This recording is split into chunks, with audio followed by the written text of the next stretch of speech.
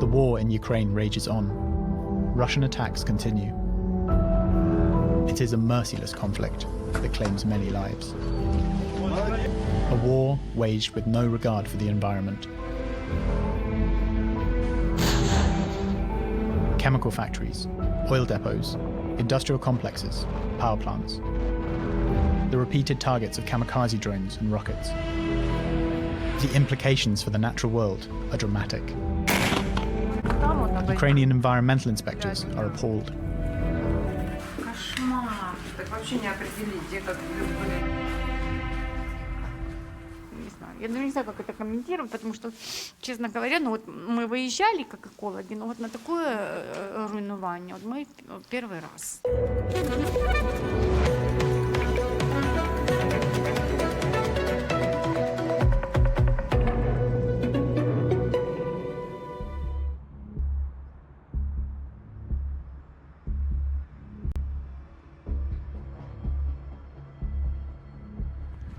Kremenchuk, in the northeast of Ukraine.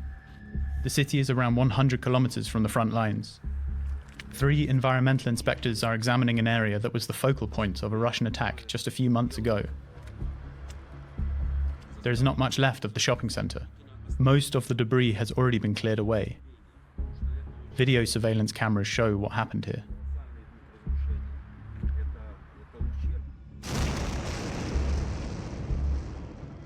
The 27th of June, 2022, 3:52 in the afternoon. The shopping center is busy as a cruise missile strikes about 50 meters away. Ukrainian officials report that 20 are killed. An area of 28,000 square meters is set ablaze.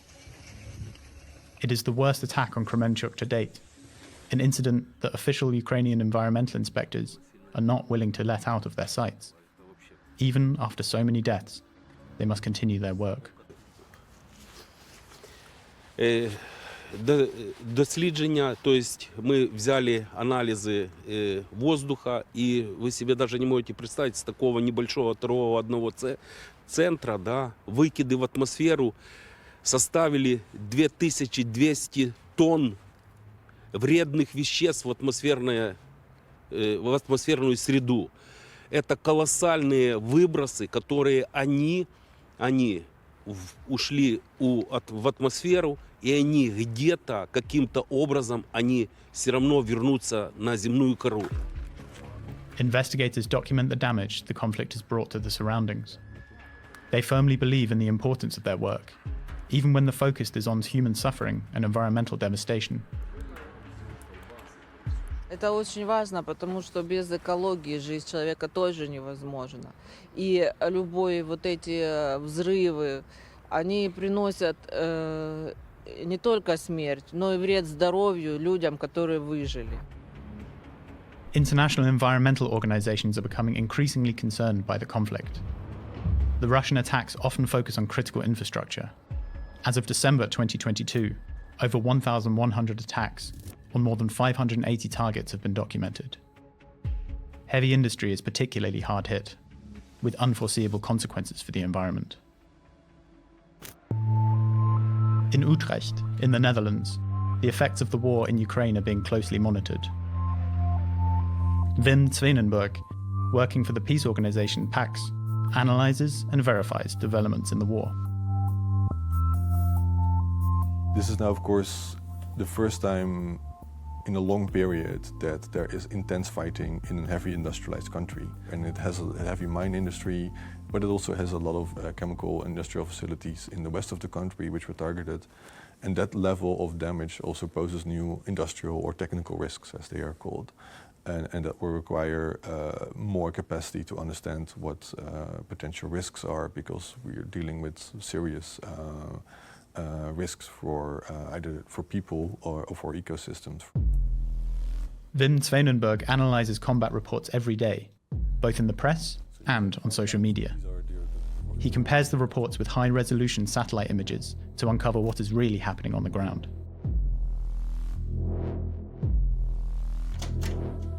So here, for example, we see a thermal power plant which was hit during the conflict by Russia.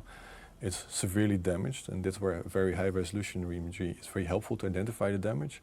And apart from the damage to the facility itself, we also see all these tankers storing heavy fuel oil, which were damaged, and you can see the spills here in the zoom in, where all the heavy fuel oil is leaking into the area, and all the area is contaminated with heavy fuel. Every incident is documented and ranked. The database aims to evaluate the severity of the destruction and its consequences. The risk of pollution also depends on what type of substance is leaking and of course the amount. And then you have to look at how people can be exposed to it or how can ecosystems be affected. So in terms of oil pollution, the oil can get, first you get the burning of oil, so you create a large amount of air pollution, which is at the moment itself a direct risk for people living downwind from a burning facility. There's oil spills. Again, it depends on the amount getting into the environment, but like if it's a substantial amount, it can contaminate groundwater. The contested regions in the east of Ukraine are particularly affected. No one yet knows the true extent of the destruction and what consequences this will have for the environment. Ecologists Tetiana Kalembet and Svetlana Solonko are on their way to Apostolovo, a small town near the front lines that frequently comes under fire. Over 50 private homes and multiple public buildings, including this school, have been damaged. For some time, the military deemed the area too dangerous for civilians. Today is the first time environmental inspectors have been granted permission to enter Apostolovo.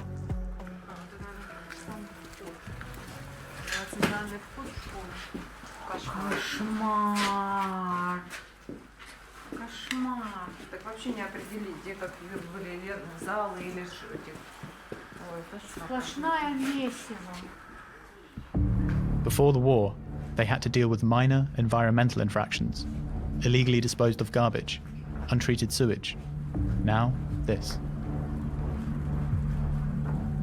Громада, когда закон вступил в новую силу, за свои деньги построила шикарную, великолепную школу, современную. И сейчас это, то есть забирается у наших детей будущее. Помимо там вреда для окружающей среды, просто у наших детей уничтожается какой-то вера, я не знаю, в будущее там или какой-то такой, не знаю. Я даже не знаю, как это комментировать, потому что, честно говоря, мы выезжали как экологи, но вот на такое руйнування мы первый раз. И посмотрим вот там, вот обойдем.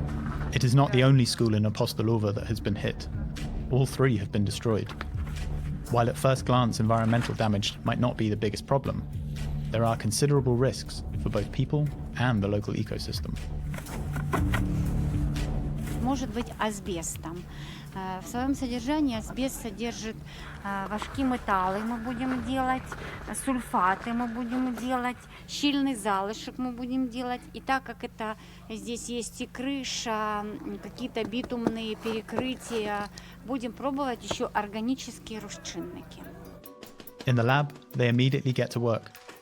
Many locals have fled from the region due to the attacks and desperate living conditions without electricity, heating or water. But they have stayed. Вся страна у нас працює на то, чтобы мы могли существовать, жить, работать. Ну и все, конечно, надеются, что мы не можем все сейчас бросить и ничего не делать. То есть это второй фронт. Odessa, in the south of Ukraine. The port city on the Black Sea has been repeatedly targeted by Russian rockets. The sea itself has also become a theatre of war.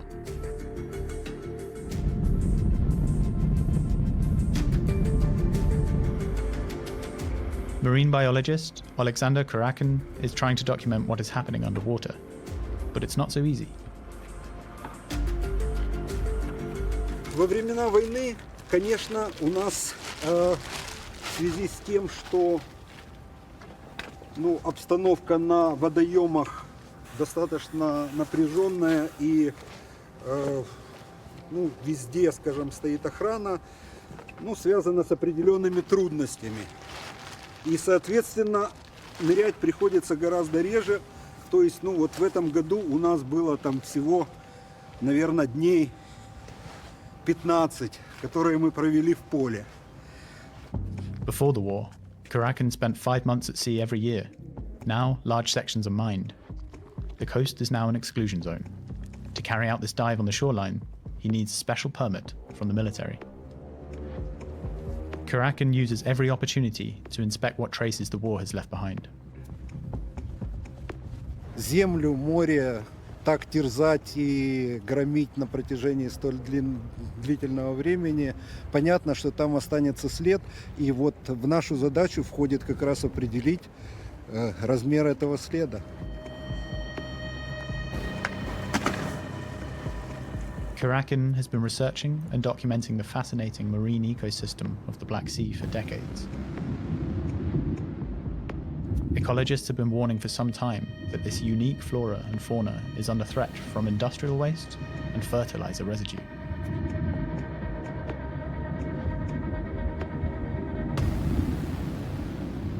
Now, the war is also leaving its mark below the water.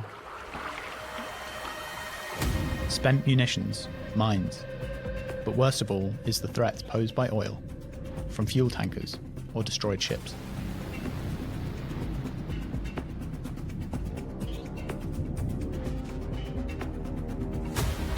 Ну, дело в том, что, в принципе, когда тонет большой военный корабль, загрязнение, если не говорить уже про возможность атомного заражения, то из него поднимается такое количество горюче-смазочных материалов, которые видны даже на спутниковых снимках, то есть видны из космоса. Поэтому, наверное, локальными проблемами это трудно назвать. Скорее, это проблемы достаточно большие, но вот их конкретный размер как раз входит узнать это в нашу задачу. The air raid sirens in Odessa warn of rockets and drone attacks, a near daily occurrence.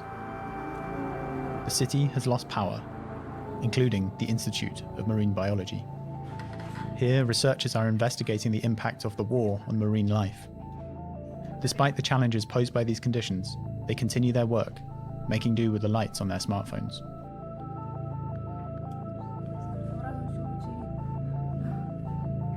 После этих атак, допустим, вообще сутки нету, двое суток нету, а потом, конечно, вот постепенно восстанавливают. И в общем, каждый может рассказать свою историю, как у него свет включают, могут включить 3 часа ночи, и вот ты встаешь и работаешь в это время. Да, вот когда есть свет, тогда люди уже и работают, то есть они уже не, то есть режим уже и график работы уже зависит, сейчас мы действительно зависим от наличия электричества.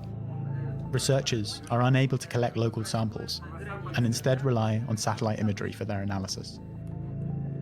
Of greatest concern are the oil spills they are observing, which currently affect over 20,000 square kilometers of water. This is practically half area of Ukrainian sector of the Black Sea, including the Azov Sea, covering by oil spills after the military incident within the area. A catastrophe for the endangered Black Sea, especially as pollution cannot be contained due to mines and constant attacks. The consequences for the fragile ecosystem across all neighbouring countries are currently uncertain.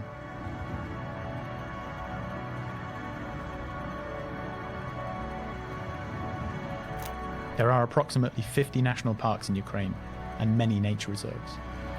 According to the Ukrainian Ministry of Environmental Protection, Russian forces have destroyed or occupied around 30% of protected sites. A team from the Hamburg University of Applied Sciences is investigating the impact of the war on these sensitive areas. Ecosystem is a very complicated system, basically, and the war is changing this balance.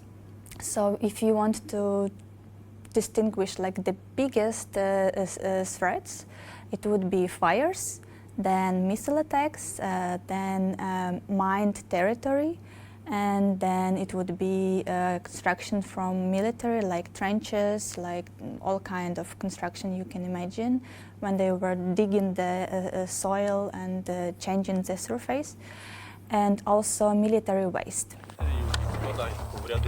Landmines are not only a serious problem in nature reserves. Ukrainians and Russians have mined large stretches of the contested areas, clearing them is an arduous task.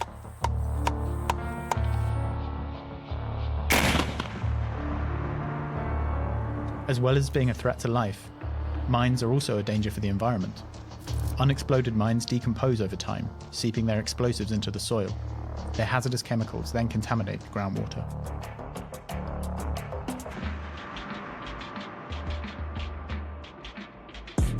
Ukraine possesses a unique array of natural resources, and in the years leading up to the conflict, officials had intensified their efforts to conserve this wealth. Maria Fedoruk, herself a refugee, must now watch as their first successes are undone. Well, actually, we had a lot of problems in Ukraine with nature protection. I have to admit it, of course, before the war as well.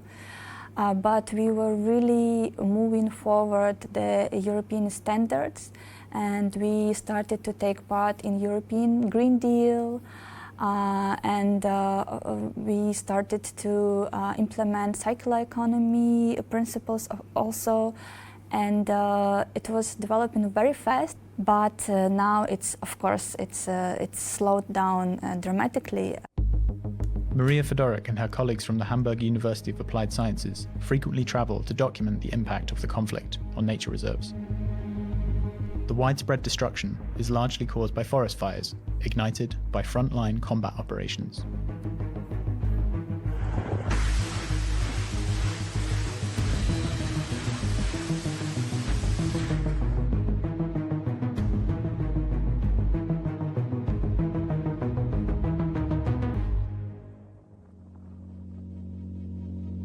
Mykolaiv, southeast Ukraine.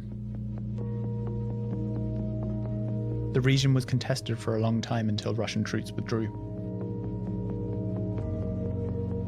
Environmental inspectors Yana Maiboroda and Konstantin Zinkin assess what is left after the forest fires.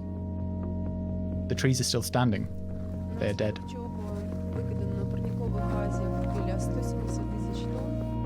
Поэтому это все было в пределах досягаемости как артиллерии обычной, плюс, в основном здесь производились обстрелы с РСЗО. И в связи с тем, что здесь были постоянные обстрелы, то лесничество, земля лесничества, не всегда могли оперативно реагировать на возникающие пожары. 260 hectares of woodland are destroyed. These trees were 30 years old. It will take decades for the forest to regrow. Mykolaiv is only one of several affected areas. Satellite imagery shows raging forest fires and destruction they have wrought in formerly contested areas, as well as the current front lines. In April 2022, a Russian rocket hit the regional administration of Mykolaiv. Before the outbreak of the war, locals relied on tourism. The Black Sea coast and nature reserves were supposed to attract visitors from across Europe. Now, rebuilding is the only focus. We need to start moving because it will take lots of time, but we need to start move for now with ecological programs for recovering our region. It is very important, and I know that it will take not 1 year. So as far as we start, it will come faster. So I think that we need to start already. And the war is far from over. In October 2022, there was a devastating attack. A further environmental catastrophe as kamikaze drones hit storage tanks filled with sunflower oil.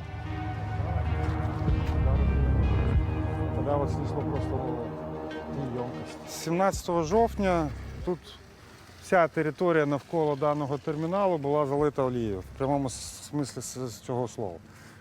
Повністю олія, ця дитяча площадка з олією.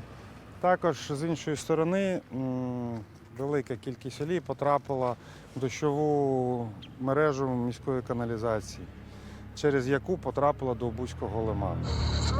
The attack on Mykolaiv resulted in several thousand tons of sunflower oil spilling into the surroundings. The drones set some of the oil ablaze, while the rest flowed into the port.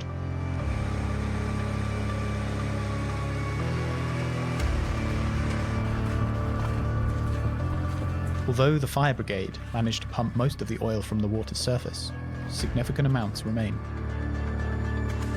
as do the dead animals.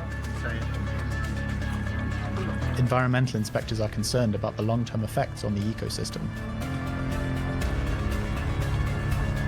Також для риби, риби в масовому морі не спостерігалось, тому що риба все ж таки це рослинну олію куштує. Але ж в такій великій кількості це теж може впливати на її репродуктивність. Тому що якщо ця олія осяде на місця нерестилища, де риба відкладає ікру, то вона зверху все покриє і ніякої риби не буде.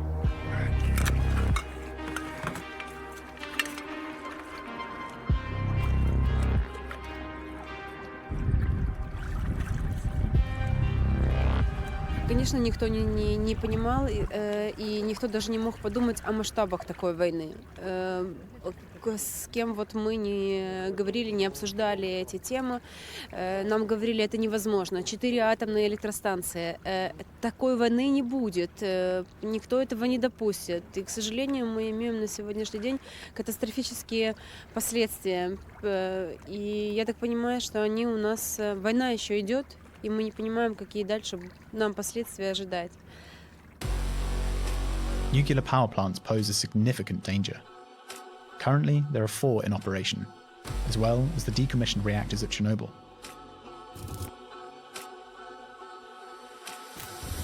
In the summer of 2022, a team from Greenpeace Germany visited Chernobyl. They investigated whether there is increased radiation emitted around the reactor after Russian forces occupied this region at the beginning of the war. Measurements did show increased radioactivity in some areas.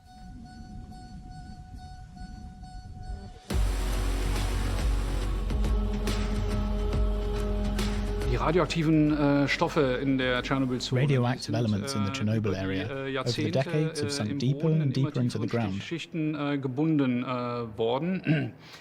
Through the activities of the Russian army, driving through here with tanks and heavy trucks, but also by digging trenches, they have released these radioactive elements back into the air and water systems, thereby endangering people and nature.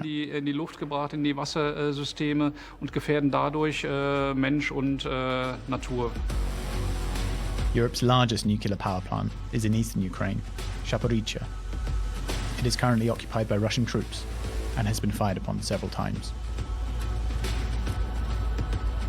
It's directly on the battlefield. That means the danger of reactors being hit by grenades, bombs, or rockets is immense. But another threat looms over Ukraine. Russia has been specifically attacking the electricity grid. While power outages are a common occurrence throughout the country, nuclear power plants depend on a secure power supply. The problem with nuclear power stations is that they have to be connected to the grid. They need a continuous supply of energy to power the cooling systems for the reactors themselves, but also for the spent fuel pits, the areas where used fuel rods are kept. If these cannot be kept adequately cool, then it could lead to a meltdown, like we saw at Fukushima or Chernobyl.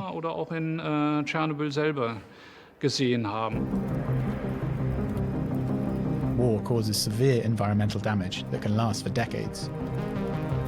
One of the most striking examples is the Vietnam War. In the 1960s and 70s, the USA and South Vietnam fought against the Communist North.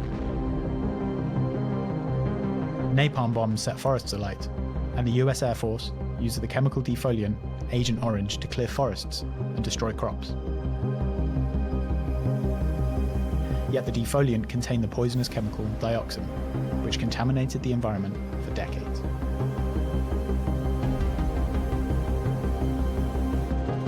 Apart from the environmental damage, we also saw in Vietnam that people were affected by it. There were a lot of birth defects from pregnant women who were exposed to dioxide in the soil. It created a lot of other health impacts on communities who were faced with that, and it was not cleaned up. The Gulf War provides another example. In 1990, Iraq invaded the neighboring emirate of Kuwait. An international coalition led by the United States of America pushed them back. But Iraqi troops left behind them scorched earth. They set fire to over 600 oil wells, which were kept burning for over 9 months, even longer, and led to result in a decrease of temperature because the sun was blocked for a long period. And there was like heavy contamination of the soil and the marine, which took a long time to clean up. Around 240 billion litres of oil were set ablaze, uncontrolled. This is roughly equivalent to double of Germany's annual crude oil consumption. The International Court of Justice ruled that Iraq must pay Kuwait roughly $50 billion as compensation for the environmental damage. This ruling provides Ukraine with a clear case study. Russia should pay for the environmental damage it has wrought. This is why each contamination is meticulously documented.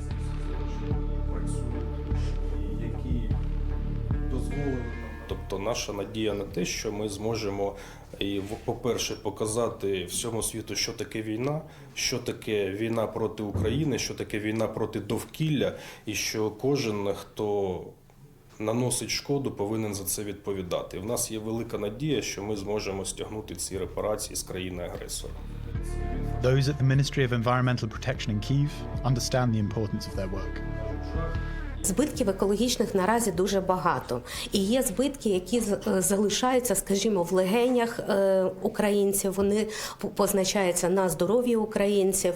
І, напевне, ми можемо говорити про кількість лісових пожеж, які спричинені війною. Ми можемо говорити про велику кількість нафтобаз палаючих. Але, напевне, ми ще будемо стикатися по мірі деокупації наших територій, ми будемо стикатися ще з більшими проблемами, які загрожують не лише Україні, бо війна в Україні, самі військові дії обмежуються Україною, а екологічні злочини, вони не обмежуються територією України. An oil depot near Kyiv.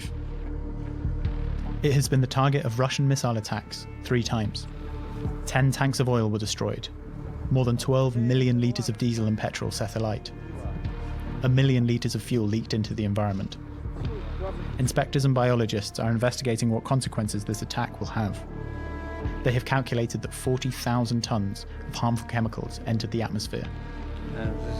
Poisonous substances like ammonia, sulfur dioxide, and heavy metals.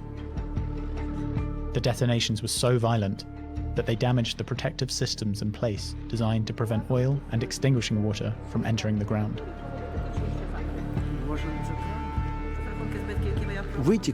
Выток, который произошел, он все-таки попал на грунт, на землю.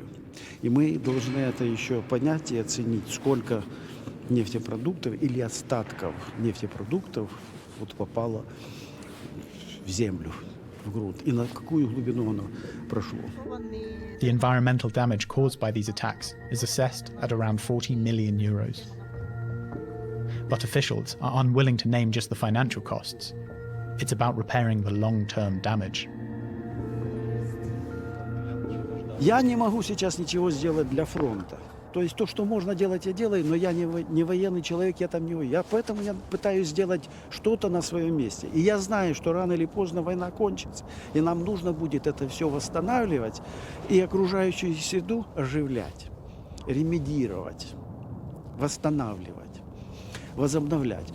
Вот этим мы сейчас и пытаемся заняться. Но поскольку опыта нет, прецедента нет, это впервые все. Поэтому шаги эти, ну, знаете, как шаги в темном, в потемках. Ukraine estimates the environmental damage in the first 11 months of war at around 43 billion euros. And there is no end in sight. One thing is certain.